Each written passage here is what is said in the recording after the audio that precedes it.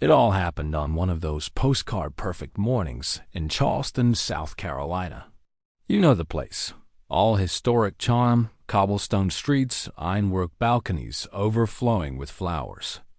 The air itself feels old, but in a good way, like well-aged bourbon.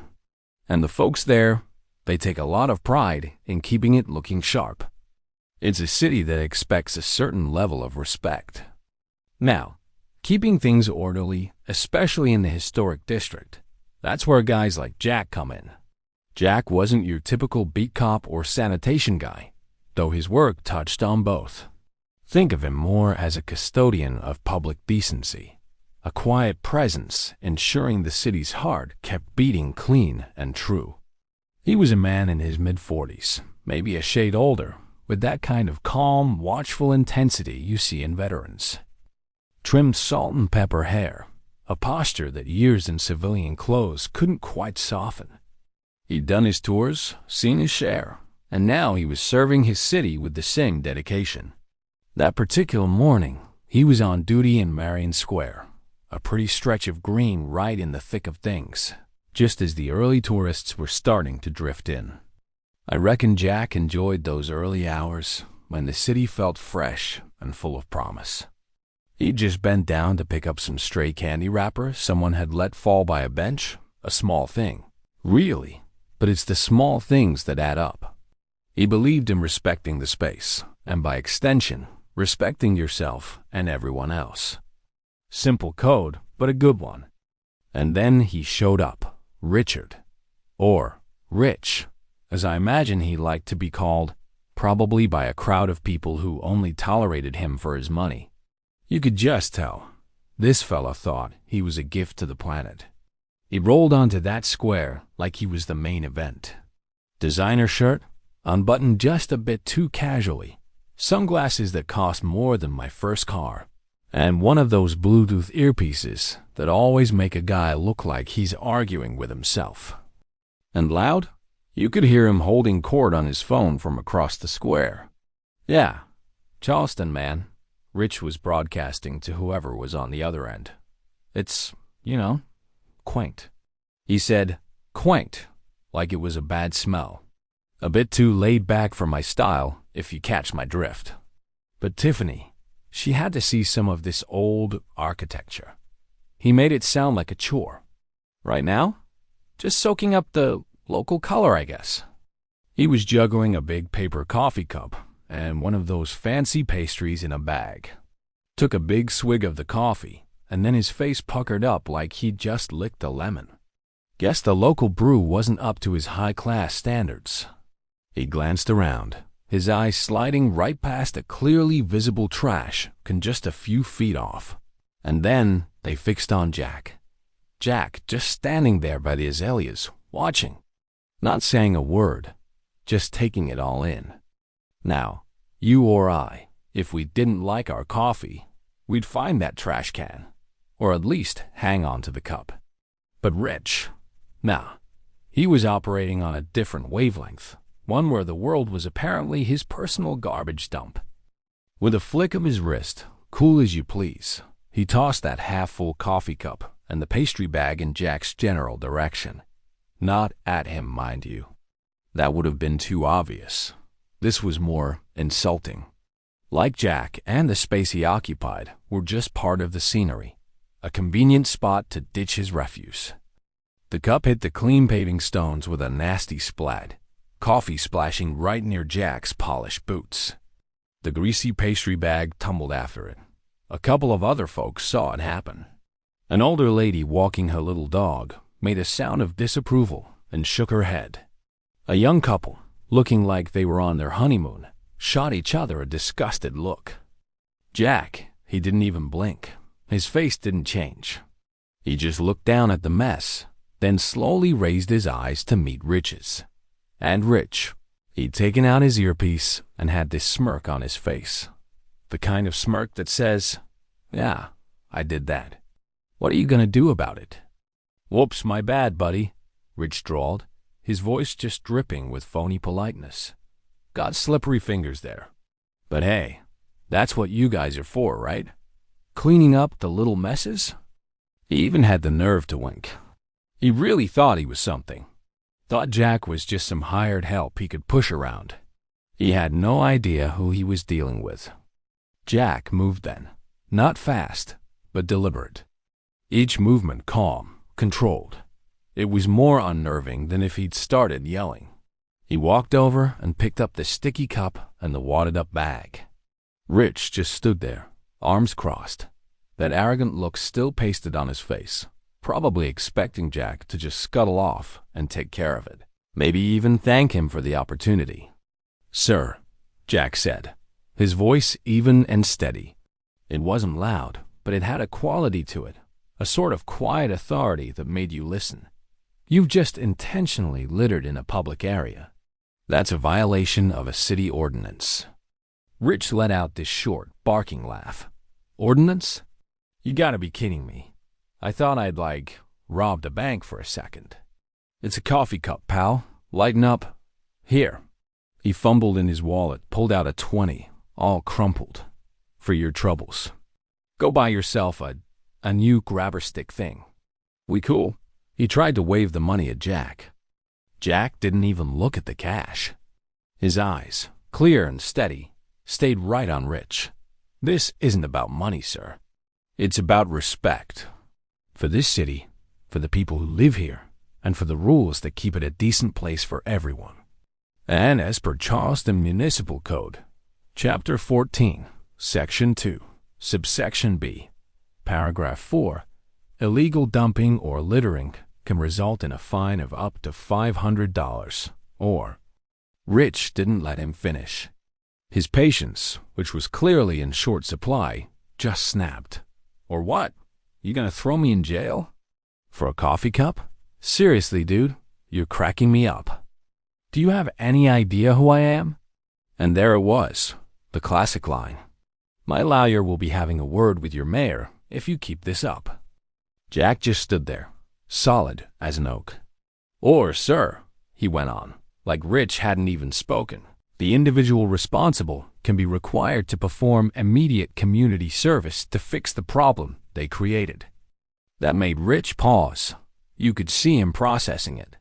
He looked at Jack, then at the trash in Jack's hand, then back at Jack. "Community service? You're joking, right? You want me to clean up?"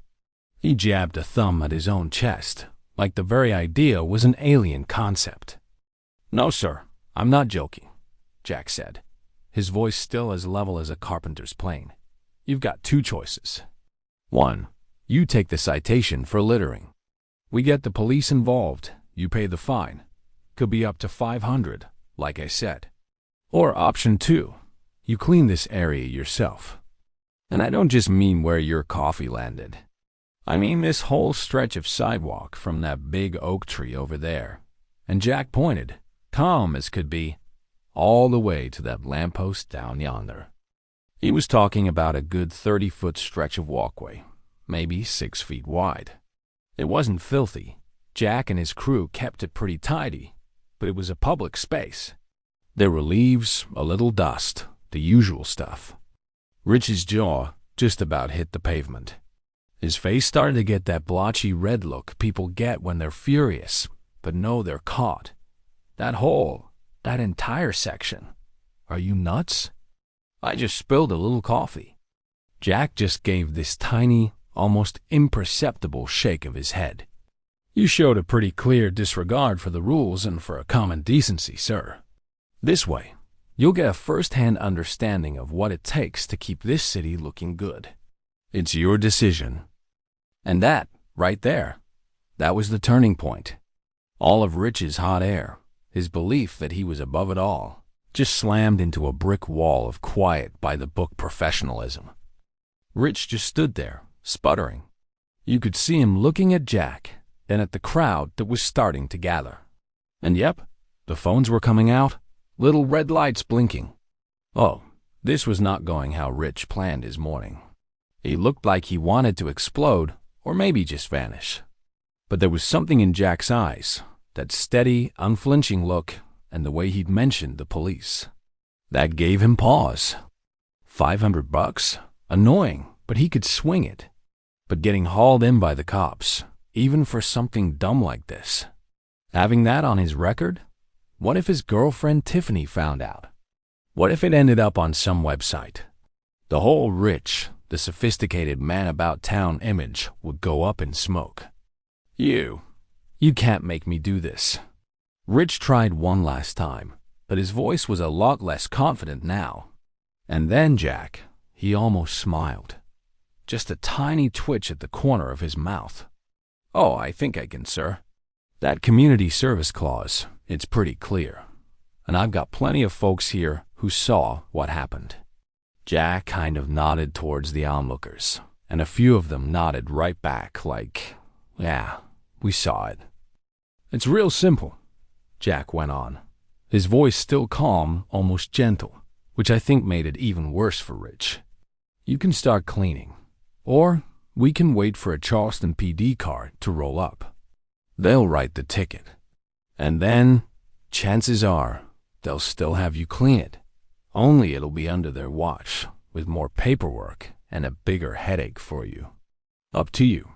Jack even gave a little polite tilt of his head, like he was offering Rich a choice between two equally reasonable options. Rich looked like he was chewing on nails.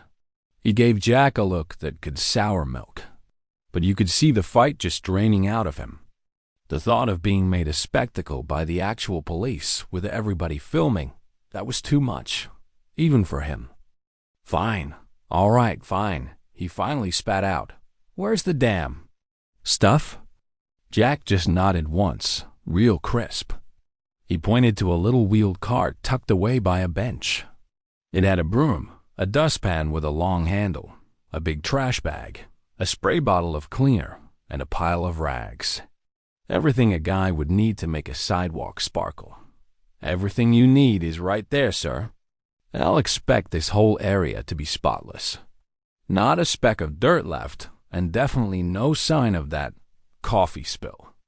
I tell you, the look on Rich's face was something to see.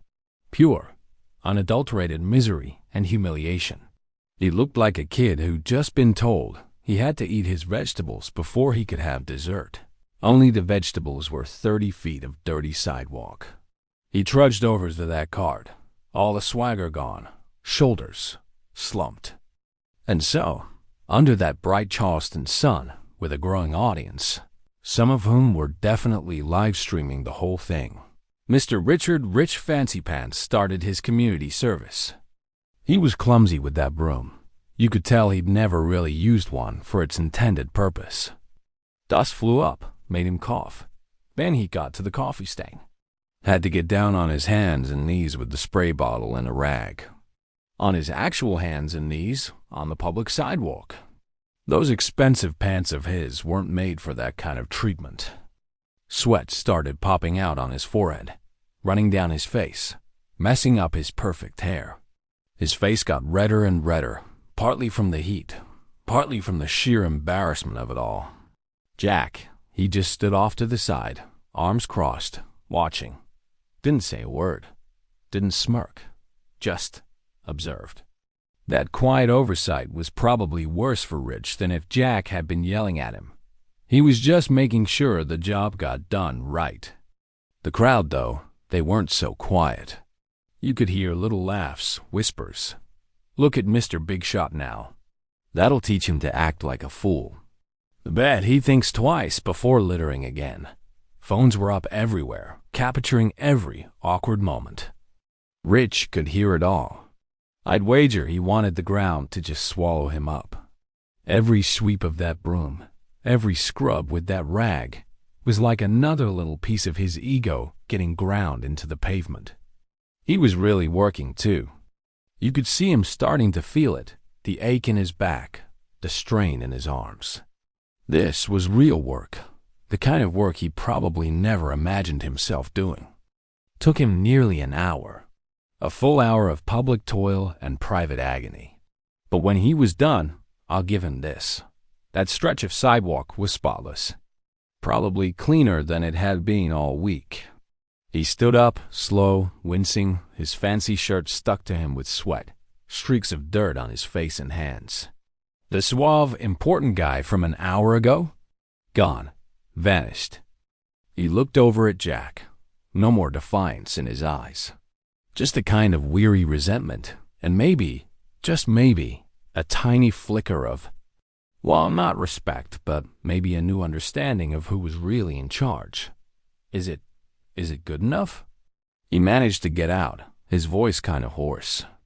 Jack walked over, took a good look, even bent down to check a spot. Then he nodded, just once. It's satisfactory, sir. You did a thorough job.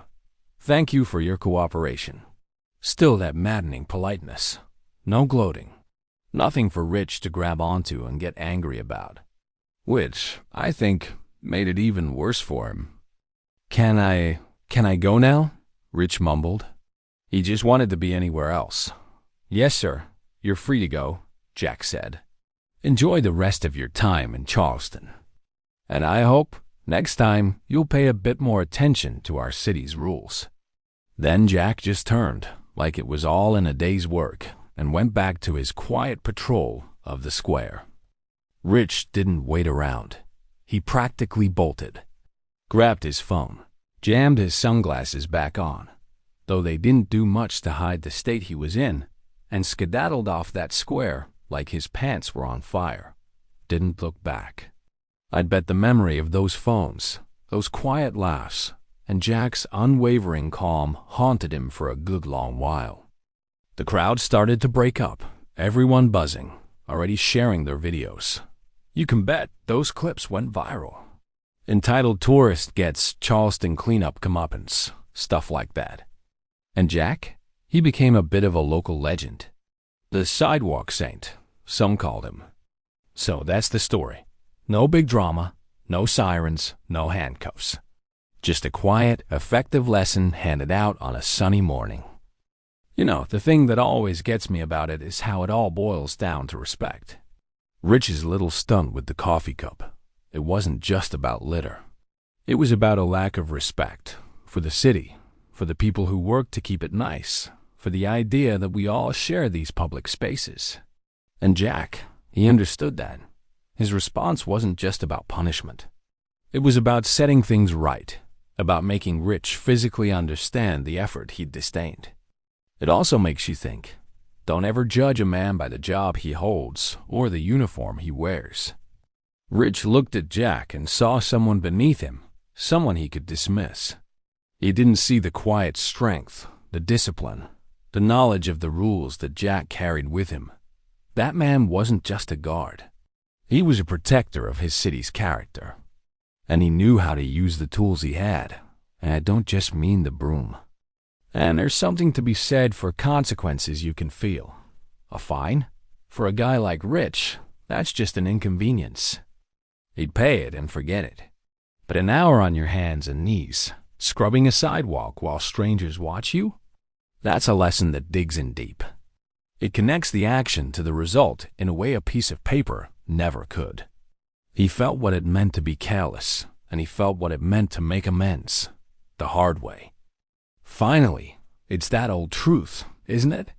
Pride often leads to a fall. Or, in this fella's case, a very public, very humbling cleanup detail. He walked onto that square thinking he was king of the world. He left it a lot smaller, the star of an internet video he definitely didn't want to be in. A little humility, a little awareness that you're not the only person on the planet, goes a long way to keeping you out of embarrassing situations. After Rich made his escape, Jack just went back to his rounds. No big deal to him, or so it seemed. Just another part of the job, handled. But for everyone who saw it, or heard about it, it was a perfect little slice of justice. Served cold, or maybe served with a slightly grimy cleaning rag. And who knows? Maybe, just maybe, the next time Mr. Richard Rich found himself in a new town, he actually looked for a trash can. Or at least, remember what it felt like to be the one holding the broom. Sometimes the lessons that stick the hardest are the ones that leave you with a little honest dirt under your fingernails.